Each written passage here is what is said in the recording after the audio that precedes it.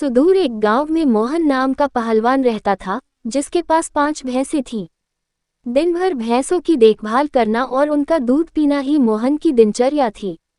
भैंसों का दूध पीते रहने के कारण वह काफी बलवान हो गया था। मोहन अपने बचाव और सहारे के लिए एक लोहे की छड़ हमेशा साथ रखता था। इस कारण कोई भी मोहन को एक बार देख लेता तो उसकी हृष्ट-पुष्ट काया व शक्तिशाली शरीर को देखकर डर जाया करता था। मोहन का पूरी दुनिया में कोई नहीं था, तो उम्र बढ़ने के साथ उसे अपनी शादी की चिंता सताने लगी थी। इसलिए वह अक्सर लोगों से पूछा करता था कि उसकी शादी कहाँ और किससे होगी। लोग उसे देखकर डर जाते व उसके सवाल का जवाब न दे पाते थे। इस पर मोहन उनके साथ मारपीट किया करता था, जिसके चलते लोगों ने उस रास्ते से ही गुजरना बंद कर दिया था। एक बार किसी दूसरे गांव का एक ब्राह्मण और एक हमाम किसी विवाह समारोह में शामिल होने जा रहे थे। रास्ते में उन्हें मोहन मिल गया। मोहन ने ब्राह्मण को देखा तो उसने दोनों को अपने पास बुलाते हुए कहा कि आप तो मुझे ज्ञानी नजर आते हो, बताएं मेरी शादी कब और कहाँ होगी। इस तरह पहलवान का सवाल सुनकर दोनों ठिठक गए। हमाम काफी चतुर था, उसने सोचा कि अगर हम इससे बहस करेंगे तो इसके बल के आगे हमारा कोई मुकाबला नहीं। हमाम को एक तरकीब सूझी और उसमें दूर एक ताड़ के पेड़ की ओर उंगली से इशारा करते हुए कहा कि आपकी शादी वहीं होगी। हमाम की बात सुनकर मोहन फूला नहीं समाया और प्रसन्न होकर उसने अपनी 5 भैंसें दोनों को दान में दे दी और ताड़ के पेड़ की दिशा में चल पड़ा। उस ताड़ के पेड़ के पास एक महिला अपने पति व एक बच्चे के साथ रहती थी। उसका पति बड़ा ही धूर्त व आलसी किस्म का शख्स था और उसे बात बात पर झूठ बोलने की आदत थी। इस वजह से वह महिला अपने पति से बेहद परेशान रहती थी। काफी दूर तक पैदल चलने के बाद जब मोहन ताड़ के पेड़ के पास पहुंचा तो वह औरत घर के बाहर निकली। घर के आंगन में प्रवेश करते हुए मोहन लड़खड़ा कर गिर पड़ा और उसका एक हाथ औरत के गाल पर तमाचे की तरह लग गया। औरत को लगा कि पहलवान जरूर उसके पति को जानता होगा। अपने एक हाथ से गाल मलते हुए औरत ने पहलवान को अतिथि कक्ष में बैठने के लिए कहा और उसे जलपान कराने लगी। इतने में औरत का पति वहां पहुंच गया। एक पराये मर्द के साथ अपनी पत्नी को देखकर वह गुस्से से मोहन की ओर इशारा कर पत्नी से पूछने लगा कि यह शख्स कौन है। औरत ने डरते हुए कहा कि उसे लगा कि वह परिचित है, इसलिए उसने उसे भीतर आने दिया। अपनी पत्नी की बात सुनकर वह शख्स और भी क्रोधित हो गया और लड़ने के लिए मोहन की ओर झपका। शख्स को रोकने के लिए मोहन ने अपने लोहे की छड़ उसके सिर पर रख दी, जिससे वह आदमी वहीं मर गया। ये सब दृश्य देखकर उसकी पत्नी रोने लगी। माहौल को देखकर पहलवान वहां से जाने लगा तो उस औरत ने मोहन को रोक लिया और कहने लगी कि उसके पति के अलावा घर में कमाने वाला कोई नहीं था और उनकी मृत्यु के बाद अब तुम्हें हमारे साथ ही रहना होगा। इसके बाद मोहन उस औरत के साथ उसी घर में रहने लगा। मोहन को भैंसों का दूध पीने के अलावा कोई काम नहीं आता था।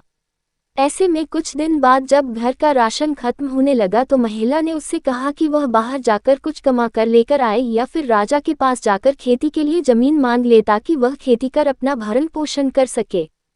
महिला की बात सुनकर पहलवान अपने लोहे की छड़ उठाए राजमहल की ओर चल पड़ा। राजमहल के पास पहुंचने पर सभी द्वारपाल और सैनिक मोहन की काया देखकर डर से कांपने लगे और तुरंत राजा तक सूचना पहुंच जाए कि कोई बलवान हाथ में लोहे की छड़ लिए महल की ओर बढ़ता चला आ रहा है। सूचना पाकर राजा ने तुरंत अपने मुंशी को बुलाया और उसे तत्काल पहलवान के पास जाकर आने का कारण पूछने को कहा। पहलवान मुंशी को खेती के लिए जमीन मांगने की अपनी विनती बताता है। संदेश लेकर राजा के पास पहुंचने पर राजा पहलवान को ढेर सारी जमीन देने का आदेश देता है।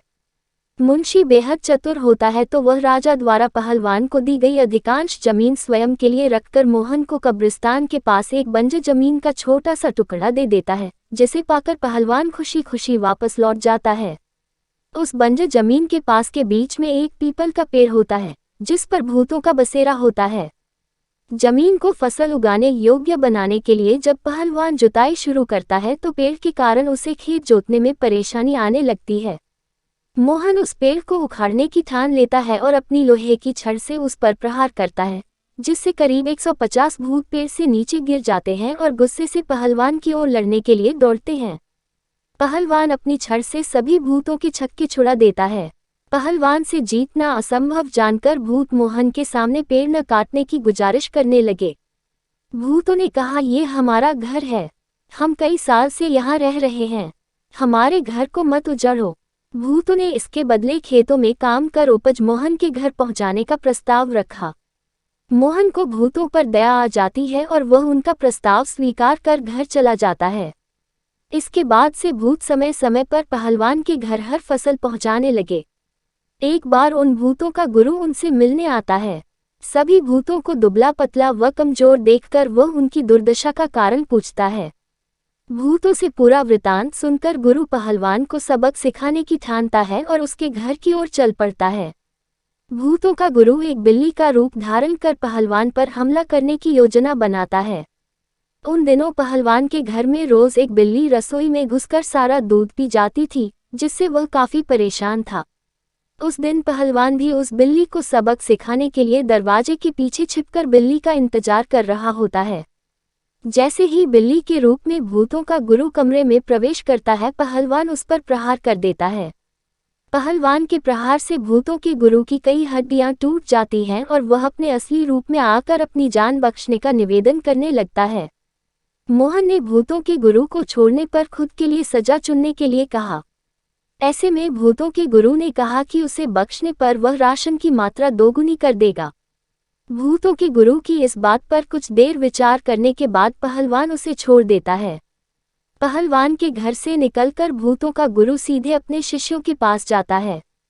शिष्यों के पूछने पर वह उन्हें पूरा वृतांत बताता है और कहता है कि अब से पहलवान के घर भेजने वाले राशन की मात्रा दोगुनी करनी होगी।